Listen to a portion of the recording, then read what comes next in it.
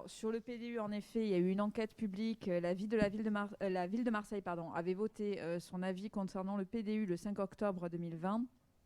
On l'a redonné lors de l'enquête publique pour que l'avis de la ville de Marseille soit bien intégré dans ce PDU. Pour ne rien vous cacher, le commissaire enquêteur avait souligné qu'il était insuffisamment intégré dans le PDU tel qu'il avait été modifié. Là, actuellement, on travaille encore avec la métropole pour faire en sorte que cet avis de la ville de Marseille soit beaucoup mieux pris en compte dans le plan de déplacement urbain et dans le plan de mobilité tel qu'on l'appelle actuellement. Je voulais aussi revenir sur cette question de la zone à faible émission mobilité, donc la ZFEM, qui va impacter Marseille et notamment le centre de Marseille, puisque ces ZFE sont des obligations maintenant que nous devons mettre en place dans les plus grandes agglomérations.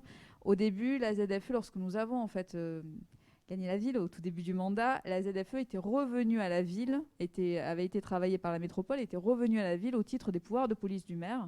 Et donc la métropole nous a fait un petit peu un état des lieux de son travail et nous a donc invité à le poursuivre, ce que nous avons fait avec les services de la ville. On a des projets d'arrêtés qui ont été travaillés.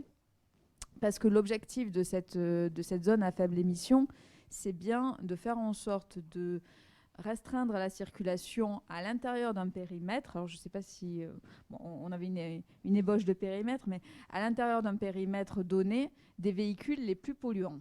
Donc ça, on se base sur les vignettes critères. Donc dans les plus polluants, on a notamment les véhicules qui sont on va dire hors classification, et les vignettes critères 5 et 4 qui sont particulièrement polluants. Et puis ensuite, donc, vous connaissez le fonctionnement des vignettes critères. Donc on va du plus polluant pour aller au moins polluant. Et l'objectif de la ZFE, c'est de faire une meilleure qualité de l'air, donc de proposer une meilleure qualité de l'air aux habitantes et habitants de notre ville, en réduisant justement la circulation de ces véhicules les plus polluants. Il faut savoir aussi que le périmètre de la ZFE, tel qu'il avait été proposé, est quelque chose qui a été travaillé avec Atmosud par rapport justement à ces émissions et à cette pollution de l'air et à la mesure de cette pollution de l'air et de toutes les particules. Je sais qu'Atmosud avait notamment travaillé sur les abords des écoles, qui est une question qui nous préoccupe beaucoup, puisque vous savez que notre municipalité a à cœur d'avoir les écoles vraiment au centre de son projet, et aussi bien sûr dans le bâti scolaire, mais au-delà de ça, dans les périmètres autour des écoles, de pacifier la circulation et de faire en sorte, bien sûr aussi, de proposer un art beaucoup plus qualitatif pour les petites Marseillaises et les petits Marseillais. Donc cette ZFE, on l'a travaillée pendant plusieurs mois. On a aussi fait des réunions d'information avec les associations, avec les professionnels sur sa mise en place. Et là, on a eu une loi qui a un petit peu changé les choses le 22 août 2021, puisque la ZFE est repartie à la métropole en tant qu'autorité organisatrice des mobilités.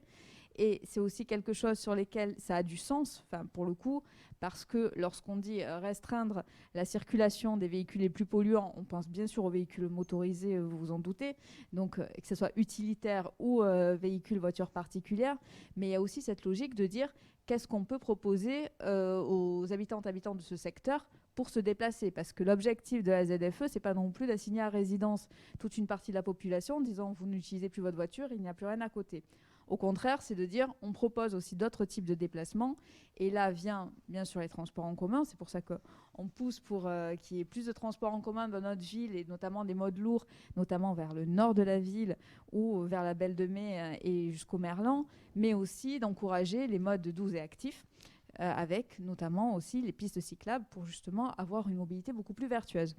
Donc on est un petit peu là du coup, on n'a pas mis en œuvre on n'a pas commencé, on va dire, la consultation sur la ZFE en septembre comme on devait le faire, puisque la législation a changé et que cette ZFE est repartie à la métropole. Mais on va avoir dans les jours qui viennent là une réunion sur ce sujet-là, parce que ce sujet est toujours d'actualité et il va falloir que nous mettions en place cette ZFE, il va falloir que la métropole la mette en place, et on est à ses côtés pour la mise en place.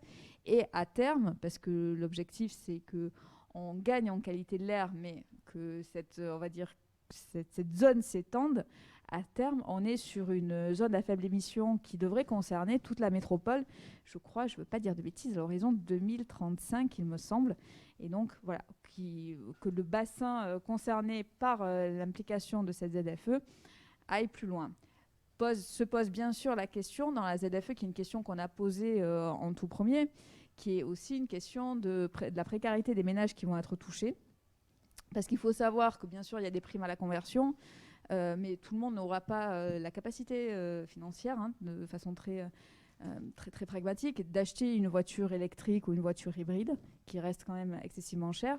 Et même au-delà de ça, au-delà des problématiques de précarité, c'est même pas forcément le modèle que l'on souhaite, puisque la ZFE, c'est bien sûr réduire la pollution de l'air, mais on veut aussi que ça soit un levier pour changer les mobilités dans Marseille et qu'on puisse du coup avoir une mobilité beaucoup plus fluide avec d'autres types de mobilité, parce que si on a des embouteillages avec des voitures thermiques, c'est pas pour se retrouver avec des embouteillages avec des voitures électriques. On n'aura que peu résolu le problème.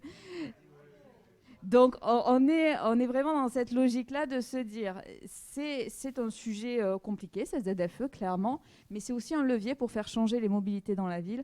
Et donc c'est comme ça qu'on a envie de s'en saisir aux côtés de la métropole, donc qui est l'autorité organisatrice de mobilité qui va le mettre en place. Je pense que ça va être courant 2022. Je n'ai pas encore de calendrier à vous annoncer, je vous l'avoue, puisque la réunion que je dois avoir avec la personne à métropole qui suit ce sujet, qui est maintenant Madame Amapola Ventron, la maire de Cabriès-Calas, a lieu le 11 décembre. Donc je ne peux pas encore m'avancer sur la suite.